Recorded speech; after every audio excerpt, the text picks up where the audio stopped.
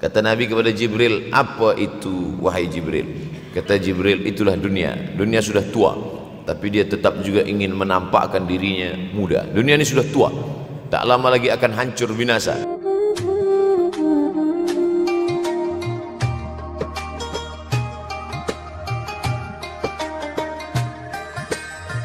Akhir zaman. Kalau ada akhir tentu ada awal. Ada setengah kelompok mengatakan dunia ini tiada berawal, tiada berakhir. Kata dia dunia ini qadim, sama seperti Allah Subhanahu wa taala. Kalaulah dunia ini qadim, tentu ada dua yang qadim, ada dua yang kekal abadi. Maka orang yang mengatakan alam ini kekal, tiada berawal, tiada berakhir, dia sudah syirik. Syirik maknanya mengatakan ada dua yang qadim. Allah tiada berawal, tiada berakhir, dunia tiada berawal, tiada berakhir. Siapa yang mengatakan alam ini tiada berawal, tiada berakhir, maka dia syirik. Orang yang syirik maka tidak diterima amalnya. La in asyrakta, kalau engkau syirik la yahbatanna amaluka. Kalau engkau syirik maka seluruh amalmu akan gugur, tak bernilai di hadapan Allah Subhanahu wa taala. Ini yang menjadi tajuk kita subuh ini. Sama-sama percaya bahwa dunia akan berakhir. Yahudi mengatakan dunia akan berakhir, akan kiamat. Nasrani mengatakan dunia pun akan berakhir, hancur, akan kiamat. Bagaimana dengan Islam? Ma huwal iman? Apa itu iman wahai Muhammad sallallahu alaihi wasallam? Antu'mina billah, percaya kepada Allah, wa malaikatihi, percaya kepada malaikat, wa kutubihi, percaya kepada kitab-kitab, wa rusulihi, percaya kepada rasul-rasul, wal yaumil akhir, percaya bahwa dunia ini akan berakhir. Wa tu'mina billah wa tu'mina bil qadri khairihi wa syarrihi, engkau percaya kepada takdir baik dan takdir buruk. 6. Siapa yang tidak percaya kepada rukun iman yang 6, maka dia tidak lagi diakui sebagai umat Muhammad sallallahu alaihi wasallam. Fitnah akhir zaman. Saya nak menjelaskan tajuk kita subuh ini. Fitnah, terjadi banyaknya siksa-siksa. Akhir zaman, di ujung zaman. Menunjukkan dulu ada awal zaman, sekarang ada akhir zaman. Ada awal masa dunia, kita sekarang sudah berada di ujung dunia. Manakala Nabi Muhammad SAW Isra dan Mi'raj, dia melihat dalam perjalanan Isra Mi'raj itu ada seorang perempuan tua yang sedang bersolek. Jadi perempuan tua bersolek ini sudah nampak Nabi sejak masa Isra Mi'raj lagi. Jadi jangan terkejut bila sekarang nampak ada orang tua bersolek. Dah lama dah. Kata Nabi kepada Jibril, apa itu wahai Jibril? Kata Jibril, itulah dunia. Dunia sudah tua, tapi dia tetap juga ingin menampakkan dirinya muda. Dunia ini sudah tua, tak lama lagi akan hancur binasa. Idza sama'um fatarat, langit terbelah. Wa idzal kawakibun tasarat, planet-planet akan hancur berkeping. Wa idzal biharu fujirat, lautan akan meletup naik ke darat, hancur semuanya. Wa idzal quburu bu'athirat, dan kubur akan dibangkitkan. Semua yang ada di dalam tanah ini akan bangkit. Alimat nafsum ma qaddamat wa akharat. Kenapa tanah ini tidak bergulung? Kenapa tanah ini tidak bergoncang? Kenapa kulit tanah ini tetap stabil? Sebab ada pakunya. Seperti kertas yang ditempel di dinding, datang angin kencang. Manakala angin kencang datang, kertas tak bergoyang sebab ada pakunya. Apa paku tanah ini? Surah An-Naba juzuk 30. Wal jibala autada, kami jadikan bukit-bukit, gunung-gunung sebagai autada, pasaknya. Kalau kita membuat kemah, ada tiang. Tiang ini bergoncang. Bagaimana supaya tiang ini tidak bergoncang? Pasang pasak-pasak di tepi tiang. Pasak dunia ini adalah bukit-bukit. Kalau kita menengok ada bukit, maka sebenarnya sepertiganya saja yang ada di atas. Bukit yang besar di atas itu sepertiga, 2/3 bukit terhunjam, tertanam ke dalam tanah. Wal jibala autada. Tapi sampai masanya nanti bukit ini akan tercabut. Wa takunul jibalu kal ihnil manfush. Wa takunul jibal, bukit-bukit kal ihni, seperti bulu kambing. Manfush, bulu kambing yang dihembus angin. Hebatnya ayat-ayat Al-Quran itu, Allah memilih kata-kata sesuai dengan keadaan. Sembayang malam berat, nak jaga tidur malam berat. Kata berat bangun malam itu mengucapkannya pun berat. Wa minal laili fatahajjad. Tahajjud berat. Sebagaimana beratnya jaga tengah malam, begitu Allah pilihkan kata yang berat. Tahajjud berat. Wa takunul jibalu kal'inil manfush. Wa takunul jibal, bukit-bukit, gunung-gunung yang besar, yang berapi, kal jibal, kal ihni, seperti bulu kambing, mafush. Nun berjumpa dengan fa, fa mengeluarkan angin, shin pun menghembuskan angin. Ambil bulu kambing, letakkan di tapak tangan, kal ihnil mafush. Sebagaimana terbangnya bulu kambing dari tapak yang dihembus angin, begitulah gunung-gunung akan tercabut. Kalau gunung-gunung yang besar, gunung yang dari batu, gunung yang berapi, yang mengeluarkan lahar, itu tercabut dari tanah seperti bulu kambing dihembus angin, bagaimana agaknya kita nanti? Tak tahu entah macam mana. Macam butiran debu-debu, macam butiran tepung yang dihembus angin kencang.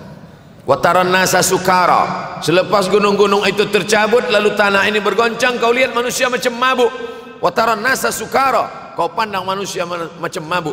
Wa mahum bisukara, mereka tidak mabuk. Mereka berjalan bergoncang bukan kerana mabuk, walakin azaballahi syadid, kerana azab Allah itu amat sangat kuat. Oleh sebab itu dianjurkan membaca tafsir juzuk 30. Syekh Muhammad Abduh, tafsir Al-Munir, tafsir Al-Manar yang ditulis oleh muridnya. Dia bagi tazkirah saja, dia tak ada menulis, tapi kemudian muridnya Rashid Ridha menulis. Itulah dia tafsir Al-Manar. Dia tidak memulai tafsir dari juzuk 1 Al-Baqarah, tapi dia mulakan juzuk 30. Sebab apa? Sebab mengkaji juzuk 30, amma yatasaalun 'anil naba'il 'azim alladhi hum fi mukhtalifun kalla saya'lamun, bercerita tentang hari kiamat. Orang kalau sudah bercerita tentang hari kiamat, datang rasa takut, datang rasa cemas, datang rasa khawatir, kita akan mati, dunia akan binasa, apa yang akan kita bawa? Selepas dia mengkaji juzuk 30, datanglah semangatnya, khusyuklah dia solat, datang semangatnya beribadah, datang hilang rasa cinta harta, dia akan berwakaf, berinfak, bersedekah. Maka fitnah akhir zaman ini perlu dikaji selalu supaya kita mendatangkan khusyuk dalam hati, takut dalam hati, ridha menerima keputusan Allah Subhanahu wa taala. Fitnah akhir zaman.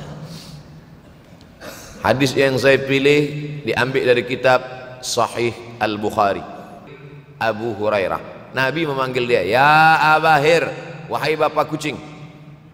Ya Abahir, wahai engkau orang yang selalu membawa kucing. Hatinya lembut, tak sampai hati dia menengok ada kucing tak makan, dia bagi makan. Abu Hurairah radhiyallahu an. Apa kata Abu Hurairah radhiyallahu an? Aku mendengar Nabi SAW bersabda, di antara tanda-tanda dekatnya hari kiamat itu adalah, dalam hadis ini ada 5. Yang pertama, yataqarabuz zaman. Zaman, masa, waktu makin pendek, makin singkat, makin tak terasa. Dulu nampak budak-budak, sekarang udah jadi mak budak-budak. Dulu nampaknya lama zaman masa ni, sekarang cepat saja. Dari pagi ke petang, petang ke pagi, pagi ke petang, petang ke pagi. Bahkan sekarang ada pula orang yang tak tahu petang, tak tahu pagi. Pagi tidur, petang tidur.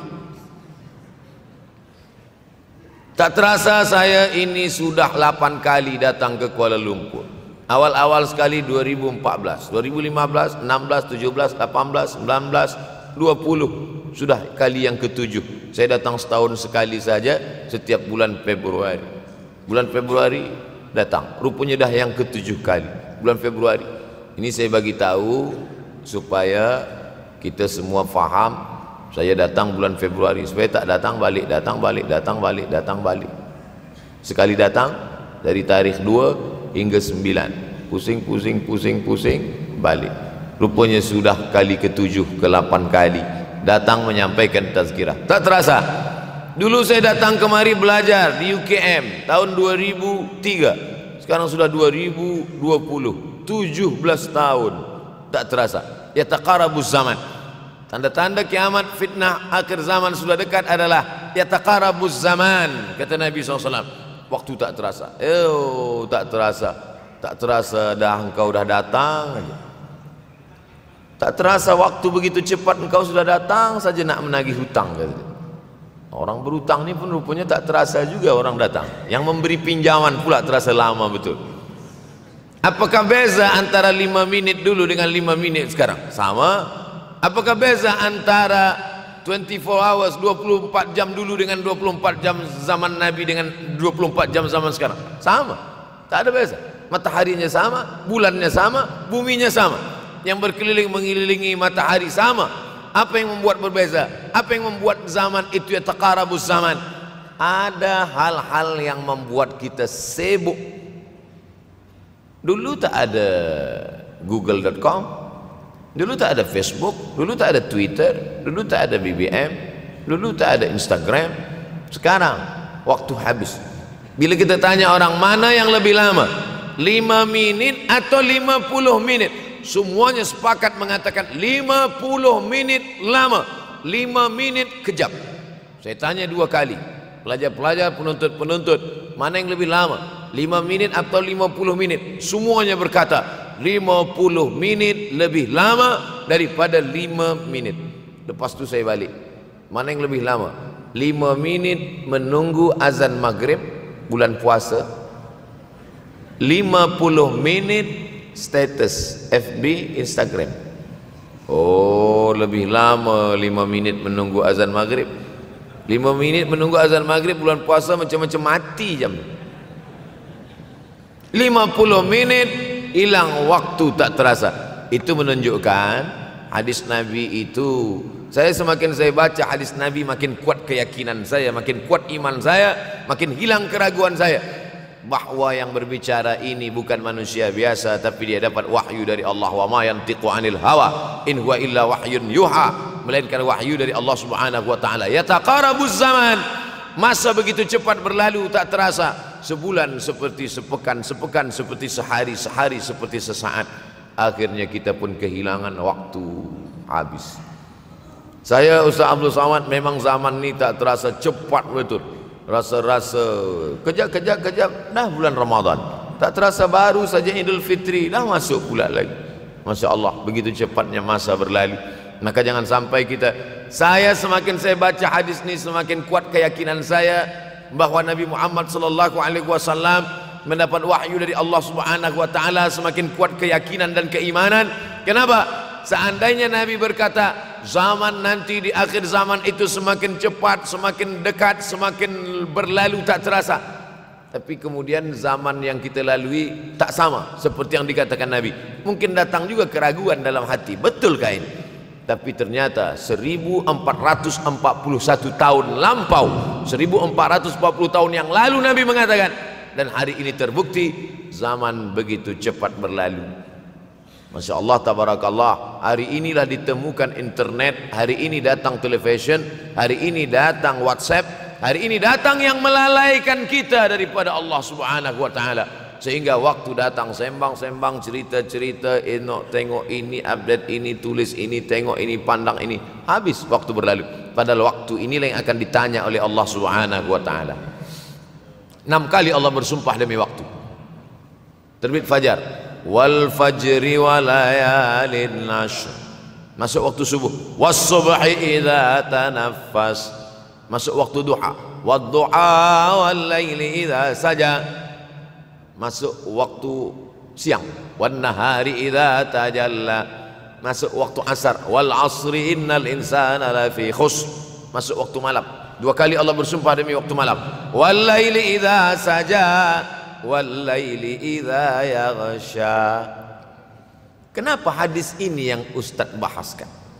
Kami nak mendengar hadis tentang Dajjal dah lahir atau belum? Dajjal dah hadir. Mana bukti Dajjal dah hadir? Kurma bisan tidak lagi berbuah. Bila kurma bisan tidak berbuah, Dajjal dah nak datang. Kurma bisan sekarang sudah berkurang, tak berbuah. Lalu kemudian apa lagi? Ain Zughar, mata air dari Ain Zughar sudah kering. sudah kering. Oleh sebab itu, tapi manakala dulu datang Habib Umar bin Hafiz, saya hadir majelis itu, adalah seorang bertanya, Habib, ya, Imam Mahdi dah lahir atau belum? Saya tengok Habib menjawab, sepertinya dia macam tak suka pertanyaan. Kata dia, kita tak perlu mencari-cari dia dah lahir atau belum, kampung dia di mana, dia lahir di hospital mana, dia tak perlu. Yang perlu kita siapkan adalah iman dan takwa pengetahuan kita, supaya kita jangan sampai terkecoh, supaya kita boleh membezakan mana hak, mana batil, mana betul, mana salah, mana lurus, mana bengkok, mana hitam, mana putih. Sehingga dengan istiqomahnya kita beribadah ini, kita boleh membezakan mana Al-Masih yang original, yang asli, mana Al-Masih Ad-Dajjal. Makanya tadi sebelum salam kita berkata, Allahumma inni a'udzubika min azabi jahannam wa min azabil qabri wa min fitnatil mahya wal mamat wa min syarri fitnatil masihid dajjal. Membaca, menghafaz 10 ayat di awal surah Al-Kahfi. Siapa yang menghafaz 10 awal ayat, hadis lain mengatakan 10 akhir, 10 awal 10 akhir, elok dua-duanya. Tapi Masya Allah, tabarakallah, anak-anak kita yang pakai jubah, pakai sorban putih ini, daripada tahfiz Quran, mereka tidak hanya menghafaz 10 awal 10 ujung, dari awal sampai ujung dia hafaz 30 juzuk dia hafaz. Mudah-mudahan anak-anak kita penghafaz Al-Quran. Allahumma ja'al abna'ana wa banatina min huffazil Quran wal hafizan. Jadikan anak-anak kami menjadi para penghafaz Al-Quran ya Allah, supaya selamat dia daripada fitnah Al-Masih Ad-Dajjal. Tapi saya pilihkan hadis tentang yang 5 ini. Dengan 5 ini kalau kita amalkan, insya Allah Allah akan selamatkan kita dari fitnah akhir zaman ini. Yang pertama, manfaatkan waktu, kerana waktu di akhir zaman ini yataqarabuz zaman, karena waktu semakin dekat tak terasa hilang berlalu. Maka isilah waktu ini dengan ibadah. Jangan sampai ada waktu yang kosong. Duduk sejenak kosong berselawat, Allahumma salli ala sayyidina Muhammad wa ala ali sayyidina Muhammad, Allahumma salli ala sayyidina Muhammad wa ala ali sayyidina Muhammad. Sempat-sempatkan ambil wudhu, solat duha walau 2 rakaat. Sempat-sempatkan sebelum tidur malam solat witir 3 rakaat, supaya tidur kita sentiasa dalam wudhu dan kita sempat solat witir. Andai mati kita malam itu, insya Allah mati dalam keadaan husnul khatimah. Usolli sunnatal witri 3 rakaatin lillahi ta'ala. Nanti malam jaga tidak witir lagi, hanya tahajud saja. Sempat-sempatkan solat tahajud. Elok amat sangat baik solat wudhu 2 rakaat. Usolli sunnatal wudhu rakaatain lillahi ta'ala. Selepas solat wudhu, solat sunat taubat. Solat sunat taubat rakaatain lillahi ta'ala. Selepas solat sunat taubat, solat sunat hajat. Solat sunat al-hajat. Selepas itu barulah solat sunat tahajud 8 rakaat. Nak tambah lagi 10, 12, 14, elok, tak salah, karena dia tiada batasan. Adakah sahabat Nabi yang melakukan ini? Ada. Qatadah bin Nu'man, dari selepas Isya sampai azan subuh. Imam Ahmad bin Ambal, dari selepas Isya sampai azan subuh. Bahkan mereka menghatamkan Al-Quran dalam tahajud mereka. Maka bahkan ada imam yang disebut dengan As-Sajjad, kerana banyak sujud kepada Allah Subhanahu wa ta'ala. Kerana akhir zaman ini godaan begitu besar. Dulu orang tengah malam tahajud, jam 2 malam, jam 3 malam dia bangun, kerana dia membaca hadis sab'atun yudhilluhumullah. Ada 7 golongan yang mendapatkan naungan Allah, yauma la dhilla illa dhilluh. Hari itu tak ada naungan kecuali naungan Allah. Rajulun, ada seseorang, zakarallah, dia berzikir mengingat Allah, khalian, di tengah malam tak ada manusia. Fafadat ainahu, menetes air matanya. Maka yang pertama ini, jangan sampai kita kehilangan waktu, kerana waktu, al-waktu kasaif, waktu ini seperti pedang. Illam taqta'hu qata'aka, kalau tidak kau patahkan dia. Kalau kau dapat pedang, patahkan. Sebab kalau tidak kau patahkan, dia yang akan memotong engkau, mematahkan tulang-tulang engkau. Waktu ini kalau tidak kita manfaatkan, kita akan ditanya tentang waktu, kemana saja waktu yang sudah kau pakai. Inna sam'a, pendengaran, wal basar, penglihatan, wal fuad, hati, kullu ulaika kana anhu mas'ula. Semua akan disoal, semua akan diminta tanggung jawab di hadapan Allah. Kemana waktu yang sudah aku bagi dulu engkau pakai? Yang pertama nanti ditanya, la tazulu qadama 'abdin yaumal qiyamah. Kaki anak Adam tidak akan bergeser, tidak akan beralih dari tempat tegaknya pada hari kiamat, hatta yus'al, sampai dia disoal, sampai dia ditanya. La tus'alunna yauma idzin 'anin na'im. Banyak yang akan ditanya nanti. Tapi Nabi bagi tahu di antara yang akan ditanya dari sekian banyak nikmat itu 4. Yang pertama, an umrihi fima afnah. Umur kemana engkau habiskan? Hari ini ada anak-anak muda belia umurnya 17 tahun. 17 tahun habis menghafaz Al-Quran. 17 tahun habis iktikaf dalam masjid. 17 tahun habis berzikir, berjubah, bersorban, mengabdikan ilmu, berkhidmat kepada ulama. 17 tahun habis. Tapi ada pula yang dibalik, 71 tahun habis. Rumah, office, kopi, rumah, office, kopi, rumah, office, kopi, batuk, mati, habis. Apa yang dapat kita bawa menghadap Allah SWT? Yang pertama, yataqarabuz zaman. Yang kedua adalah wa yanqusul ilmu. Ilmu semakin berkurang. Kalau sudah ilmu berkurang, apa yang bertambah? Jahil. Kalau ilmu bertambah, jahil berkurang.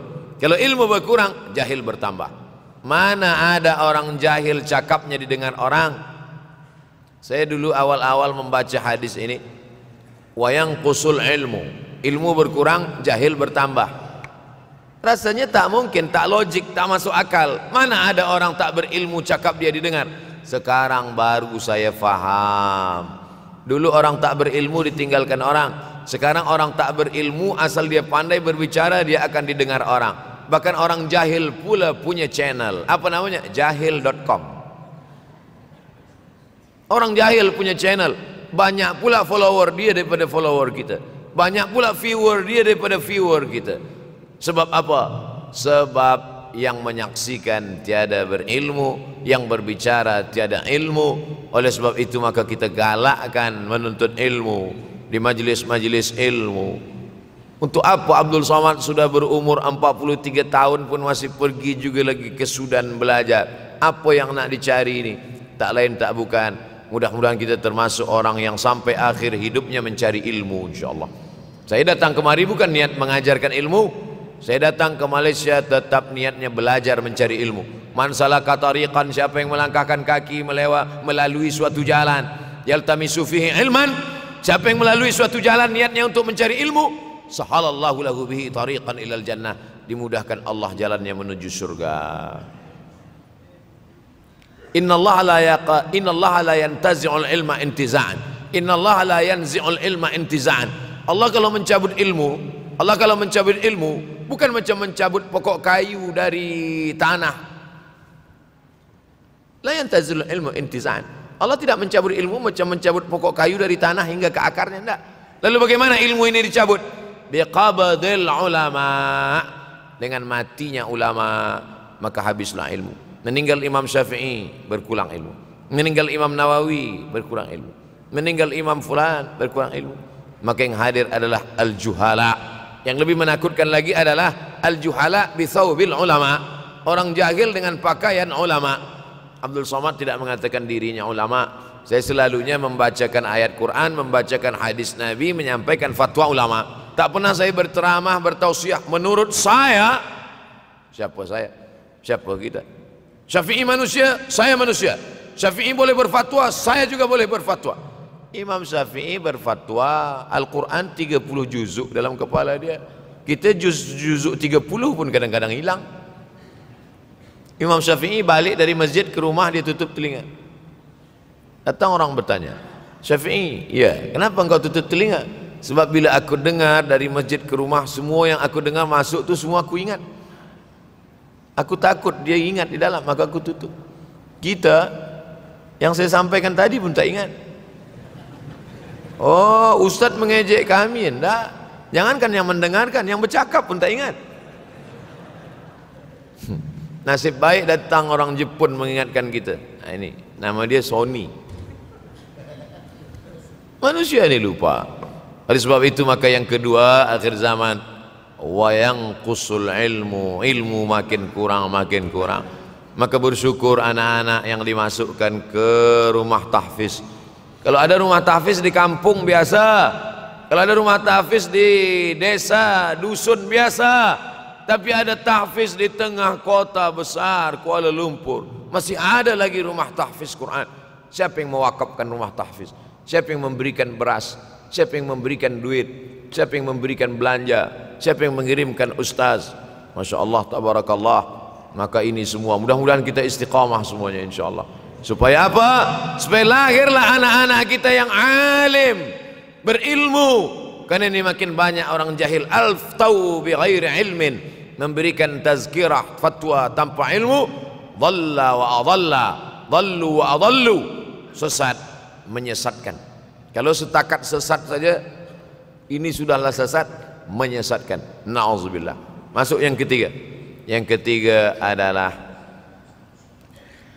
wa yanqusul ilmu, setelah habisnya ilmu-ilmu ini semua dicabut oleh Allah Subhanahu wa taala, lalu kemudian setelah ilmu dicabut Allah Subhanahu wa taala, wa yulqas syuh, wa may yuqashuh, sin dengan hak kecil, wa may yuqashuh nafsihi fa ulaika humul muflihun. Siapa yang selamat daripada sifat syuh, itulah orang yang beruntung. Hayya 'alal falah, mari kita menuju keberuntungan, kemenangan.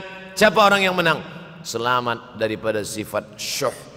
Ada orang menerjemahkan syuh ini pelit, bakhil. Bakhil ada yang lebih parah daripada bakhil. Syuh.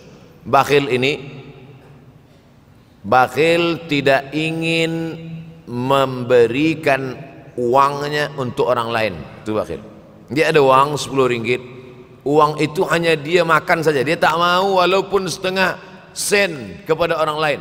Itu namanya bakhil. Kalau syuh ini, duit dia simpan, duit orang pula dia makan. Nah itu syuh. Jadi lebih parah lagi. Oleh sebab itu kalau sudah ilmu ini dicabut, orang menjadi jahil, maka datang penyakit syuh yang ketiga. Apa itu syuh? Hubbud dunya, hubbul mal, wa tuhibbul mala hubban jamma. Engkau sayang kepada harta, amat sangat sayang. Dia pegang semuanya sampai tak meleleh, tak menetes walaupun satu tetes.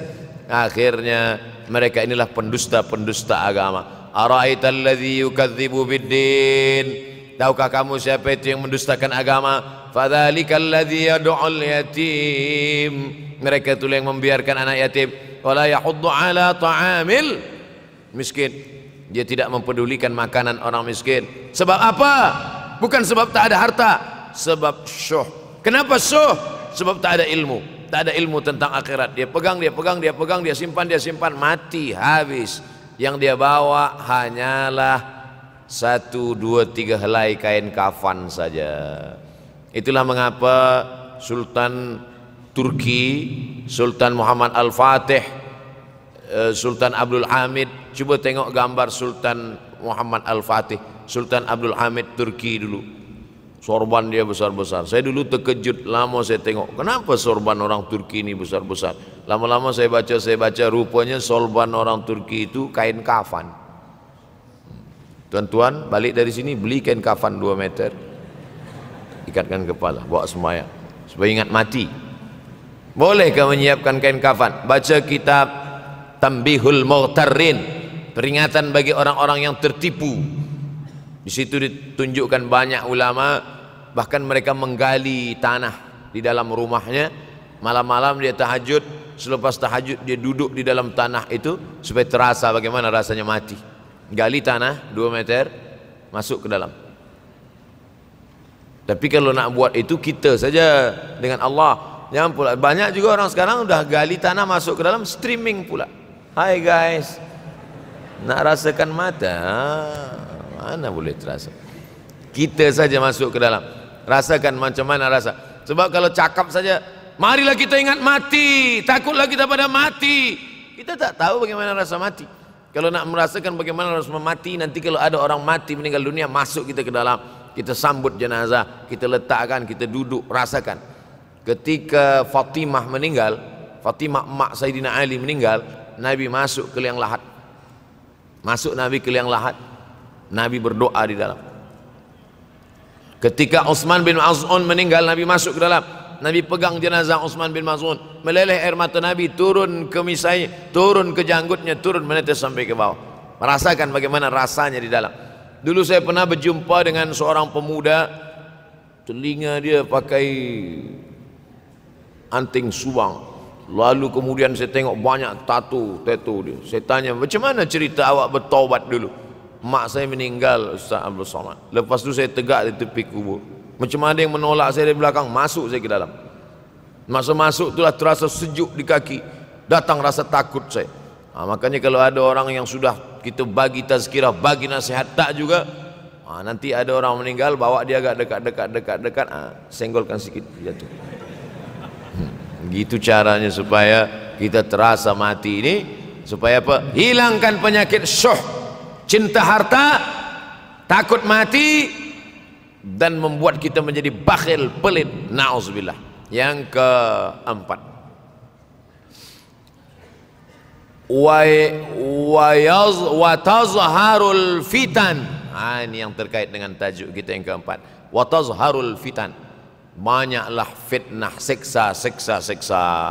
Dulu masa saya kelas 1 madrasah tahun 1990, berkumpullah kami bersama-sama dengan cikgu mengkaji masalah apa?